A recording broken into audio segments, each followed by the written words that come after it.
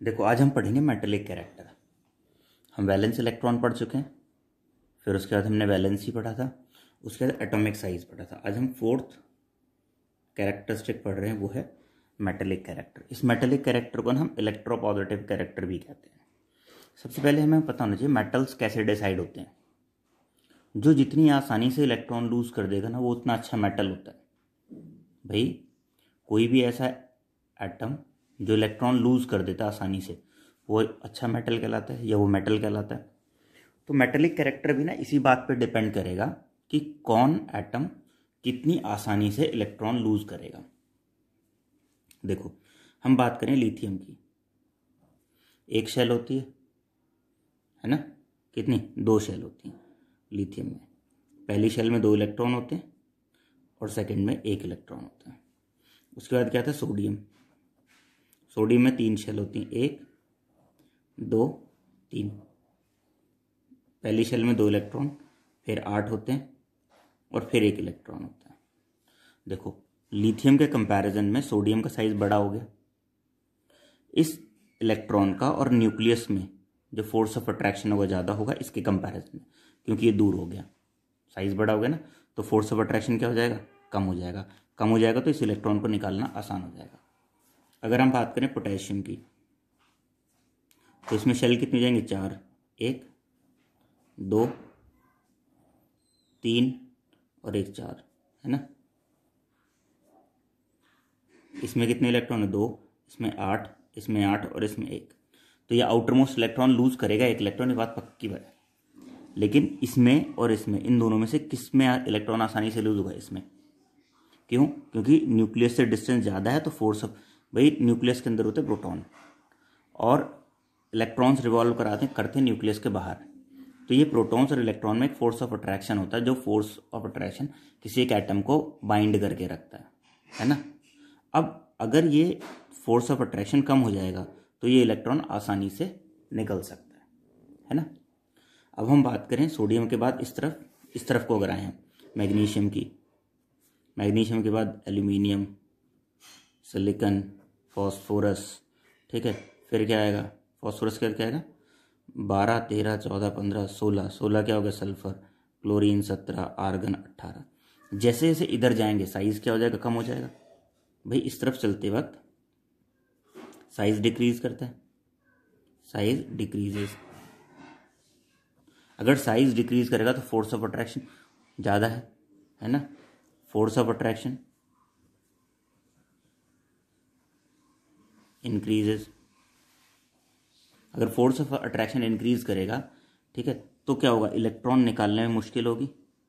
Down the group क्या हो रहा है? साइज बढ़ रहा है, साइज इंक्रीजेस। साइज इंक्रीज कर रहा है तो फोर्स ऑफ अट्रैक्शन क्या जाएगा? कम हो जाएगा, इलेक्ट्रॉन निकालना आसान हो जाएगा, है ना? समझ रहे ना? तो down the group, down the group जो इलेक्ट्रॉन निकालना वो आसान है, तो हम कह सकते हैं electropositive character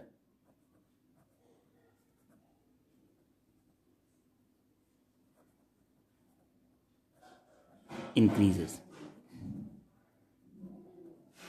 down the group, और electropositive character decreases along the period में जो इलेक्ट्रोपॉजिटिव कैरेक्टर है वो क्या करेगा? डिक्रीज करेगा।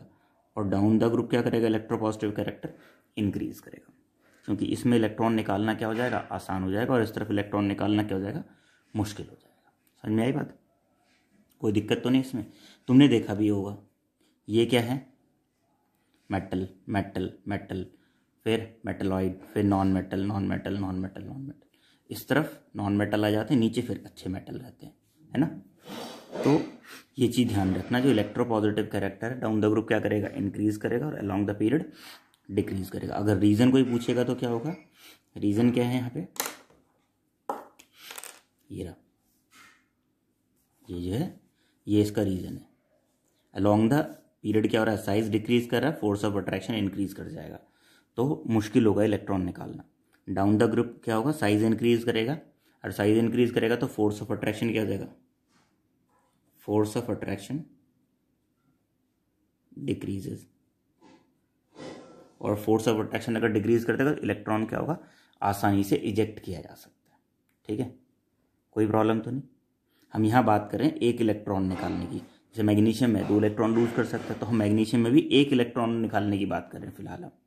ठीक है, कि 1 इलेक्ट्रॉन कितनी आसानी से रिलीज होगा उसमें से, होते 2 हैं वो बात अलग है, लेकिन हम फिलहाल 1 की बात कर रहे हैं। ठीक है, क्यों, क्योंकि किसी भी इलेक्ट्रॉन को निकालने के लिए इसे एक एनर्जी प्रोवाइड करनी पड़ती है।